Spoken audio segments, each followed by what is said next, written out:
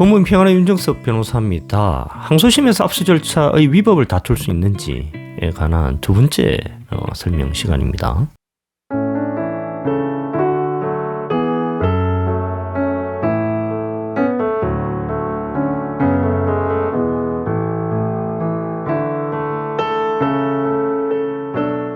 이번 시간에서는 1회에서 제가 설명드린 사건에서 항소심에서 어떻게 소송 수행을 했는지에 관해서 설명드리도록 하겠습니다. 우선 항소심에서는 압수 절차의 위법성을 다투었습니다. 전에 설명드린 바와 같이 이 사건에서는 경찰이 6번에 걸쳐서 사무실, 의뢰인의 집 등에 대해서 압수수색을 했거든요. 근데 1심 판결문을 유심히 보면 거기서 인용한 유죄 증거의 60% 가까이가 직원들 사이의 네이트온 대화 내용, 그리고 저희 의뢰인으로부터 압수한 이메일이 그 60% 정도를 차지하고 있었습니다. 제가 이 사건 수사 기록을 몇 번 보면서 느낀 거는 수사 기록이 뒤죽박죽이다 라는 느낌이 들었습니다. 제가 검사를 하면서 경찰이 송치한 여러 수사 기록을 당연히 받지 않겠습니까? 그걸 보면 경찰에 따라 실력이 틀려요. 실력이 좋은 경찰은 수사 기록이 아주 체계적입니다. 근데 실력이 조금 떨어지는 경찰은 수사 기록이 뒤죽박죽이에요. 그리고 경찰마다 필력이 틀리죠. 수사 보고의 기재 내용을 보면 경찰의 필력을 알 수가 있거든요. 그리고 각종 조서 작성할 때 그 경찰의 필력에 따라서 그 조서가 다릅니다. 그런데 이 사건에서 담당 경찰관의 필력이 되게 좋지가 않아요. 그래서 한마디로 이 사건 담당 경찰관이 비록 시경 소속 경찰관이지만 실력이 별로 좋지 않을 거다라는 그런 생각이 들더라고요. 경찰의 실력이 좋지 않다.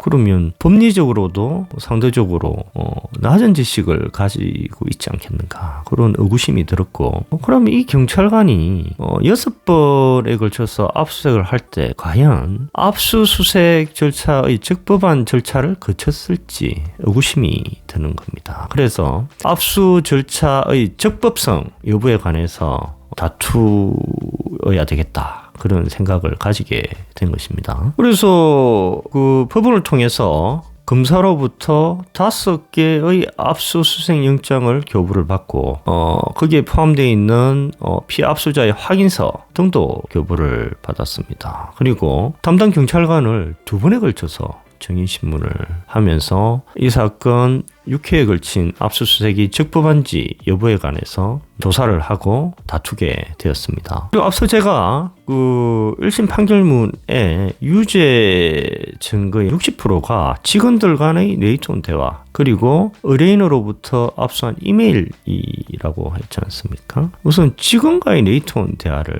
자세히 살펴봤습니다. 그런데 직원과의 네이트온 대화를 압수한 근거가 되는 그 압수영장에서 압수할 물건이 뭐라고 기재되어 있냐면 수입 및 지출 내역을 기록한 장부를 압수할 수 있다, 이렇게 기재가 있고, 경찰은 수입 및 지출 내역을 기록한 장부, 이 기재에 따라서 네이트온 대화 내용을 압수했다, 이렇게 주장을 했거든요. 근데 여러분, 네이트온 대화 내용이 어떻게 수입과 지출을 기재한 장부가 될 수가 있겠습니까?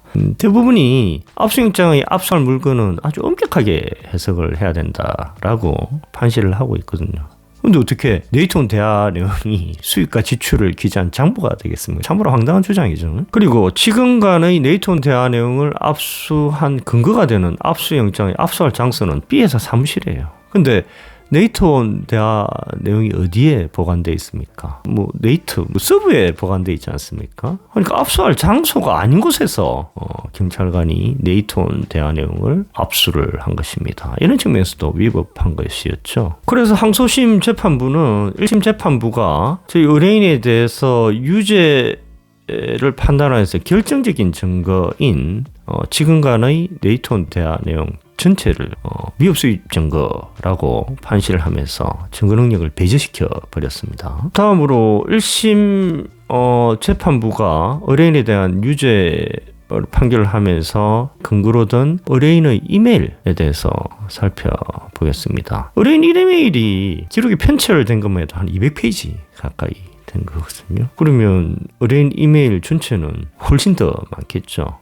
압수조서를 보면 경찰이 의뢰인의 집을 압수수색하면서 의뢰인의 이메일을 압수했다라고 기재가 돼 있거든요. 참여권 보장이라는 것은 경찰하고 의뢰인하고 같이 앉아가지고 이메일 하나하나 보면서 압수영장이 범죄 사실에 관련된 이메일만 선별하고 복제하는 과정이거든요. 그런데 200페이지 이상의 이메일을 결과적으로 압수를 했는데 의뢰인의 참여권이 보장된 상황에서 30분 동안 그 많은 양의 이메일을 압수한다는 것이 가능하겠습니까? 즉 경찰은 의뢰인의 이메일 전체를 통째로 압수해버린 겁니다. 의뢰인의 참여권이 전혀 보장되지 않은 상태로요. 그래서 항소심 재판부는 의뢰인의 이메일 의뢰인의 참여권이 보장되지 않은 상태에서 압수한 위법수집 증거다. 이렇게 판시를 하면서 의뢰인의 이메일 전체에 대해서 증거 능력을 배제시켜 버렸습니다. 다음으로 의뢰인에 대한 4가지 공사실에 관해서 항소심 재판부 어떻게 판단했는지 설명드리도록 하겠습니다. 우선 업무상 횡령의 점에 대해서 설명드리겠습니다. 검사의 주장의 전제는 웹 솔루션을 개발하는데 그리고 유지보수하는데 거의 돈이 안 된다라는 겁니다. 그런데 B, C 회사가 A 회사에 지급한 돈은 웹 솔루션 개발비가 3억 원, 유지보수비가 월 2천만 원이라는 거거든요. 그러니까 이게 전체가 다 횡령이 된다라는 거죠. 왜냐하면 웹 솔루션을 개발하는데 그리고 유지보수하는데 돈이 거의 안 되는데 솔루션 개발비를 3억 원, 유지보수비를 월 2천만 원 이렇게 계상을 해서 지급을 했으니까 이 전체가 횡령이다라는 것이 검사의 주장이었습니다. 그리고 1심 법원은 이걸 그대로 받아들인 거거든요. 근데 검사가 이렇게 주장하는 근거가 있을 거 아닙니까? 그 주장한 근거가 뭐냐면 경찰이 웹하드 솔루션 개발 업체 아무 업체를 그냥 자기적으로 선택을 해서 전화 통화를 한 겁니다. 근데 그 개발업체가 뭐라고 하냐면 솔루션 개발하는데 700만 원인데요. 그럼 월 유지보수비요? 100만 원도 안 듭니다. 이렇게 이야기를 한 겁니다. 그것이 1심에서 증거로 채택이 되고 1심 재판부는 그 말을 그대로 믿은 거거든요. 항소심에서는 그 경찰에게 그 답을 한 웹하드 솔루션 개발업체 저희들이 직접 컨택트를 했어요. 그래서 당신들이 말하는 웹하드 솔루션의 사양이 아주 낮은 거 아니냐. BC 회사의 그 정도 사양이면 얼마 정도 되느냐. 그렇게 물어보니까 자기들 이야기가 몇 개를 빼더라도 BC 회사 그 사이트 수준으로 웹하드 솔루션을 개발하려면 7천만 원 이상이 든다. 근데 몇 가지 사양을 빼더라도 그렇거든요. 그리고 월 유지보수비는 뭐 최소한 1,000만 원 이상 든다. 이렇게 답을 하는 겁니다.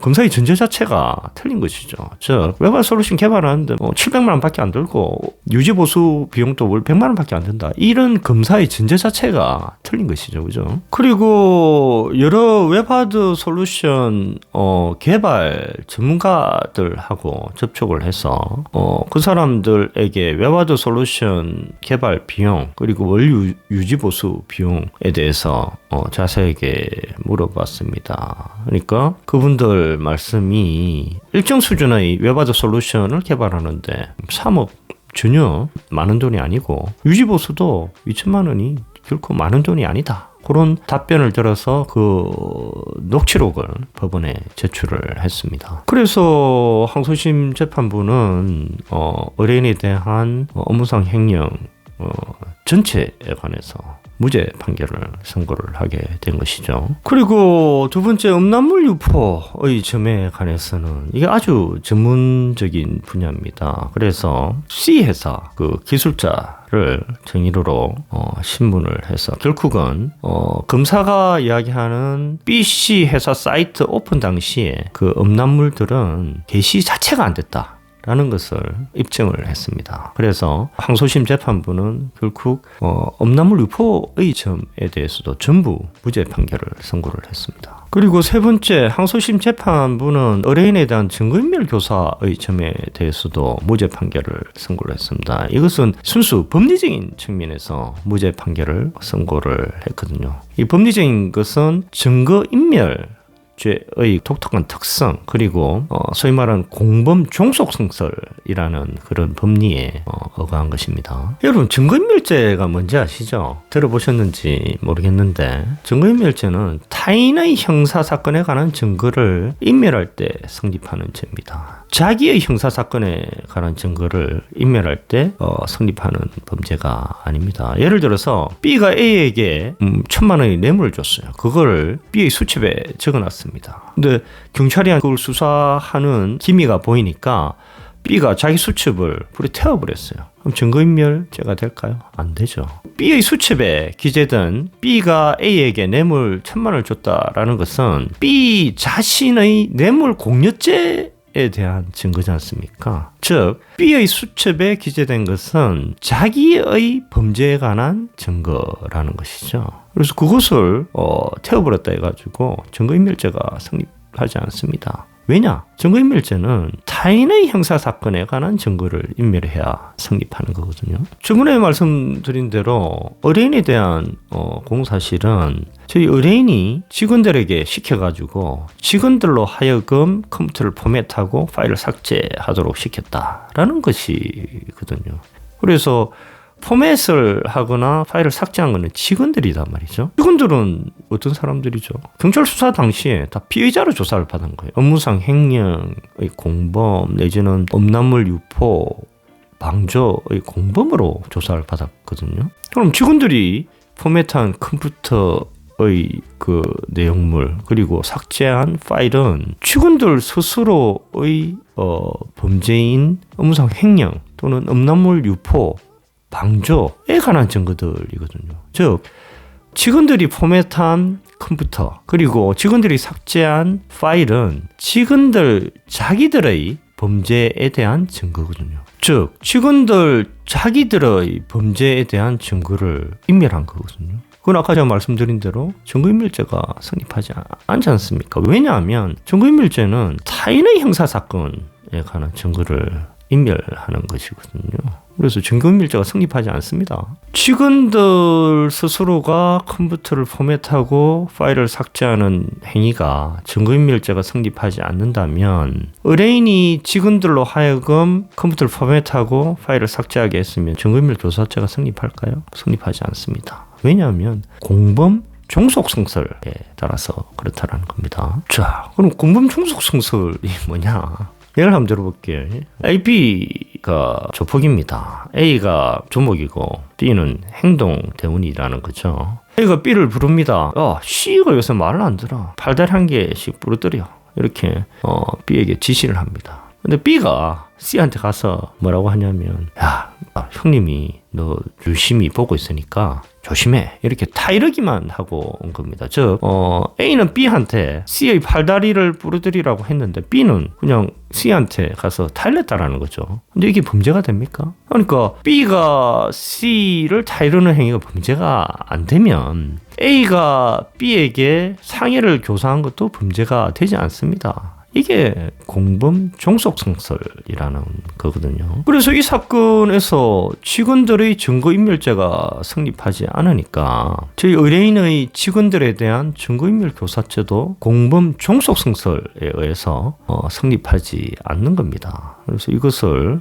항소심에서 주장을 했고, 항소심 재판부는 이를 받아들여서 의뢰인에 대한 증거인멸 교사죄 전부에 대해서 무죄 판결을 선고했습니다. 지금 제가 설명드린 것은 증거인멸죄의 정의에 관한 것, 그리고 공범 종속성설에 관해서 알고만 있으면 주장이 가능한 것이거든요.